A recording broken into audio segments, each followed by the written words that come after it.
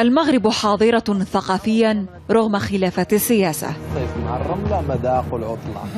ففي وقت تعرف فيه العلاقات الجزائرية المغربية توترا كبيرا، يعرض في الجزائر الفيلم المغربي موت للبيع.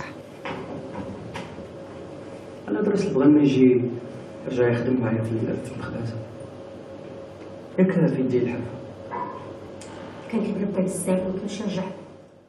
مشاهدة الأفلام المغربية في الجزائر أكثر منه من مشاهدة الأفلام الجزائرية في المغرب، بدليل أنه خلال مهرجان وهران تم عرض مجموعة من الأفلام المغربية. خلال المهرجان المغاربي تم عرض خيرة الأفلام المغربية، وأنه جوائز افتتكها مغاربة.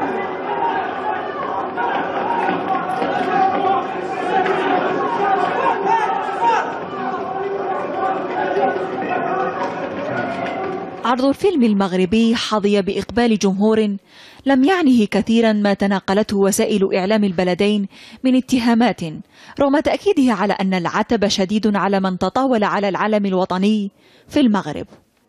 رغم أننا تأثرنا بالأحداث اللي صارت مؤخرا في المغرب، مي حنا نشوفوا ما كاش علاقه ما بين السينما والسياسه باش ما نحضروش الافلام المغاربيه. يعني انا ماشي نشوف يعني علاقه السينما او الثقافه على العموم بالخلافات السياسيه. هذيك الخلافات السياسيه شيء والثقافه والسينما شيء اخر. ورغم أن القائمين على الفيلم لم يشاركوا في احتفالية عرضه، إلا أن عددا من فناني الجزائر اهتموا بحضور عرض فيلم موت للبيع، مؤكدين أن السينما تتجاوز ما صنعته السياسة.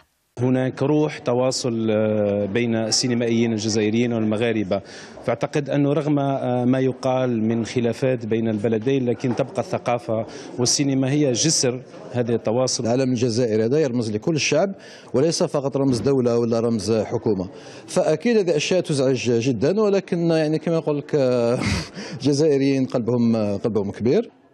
ولا يعد عرض الفيلم الحدث الثقافي الأول منذ بداية الأزمة السياسية بين البلدين، فدور النشر المغربية أيضا شاركت في صالون الكتاب الدولي في الجزائر الذي اختتم منذ أيام فقط. سارة بن عيشوبة، العربية، الجزائر.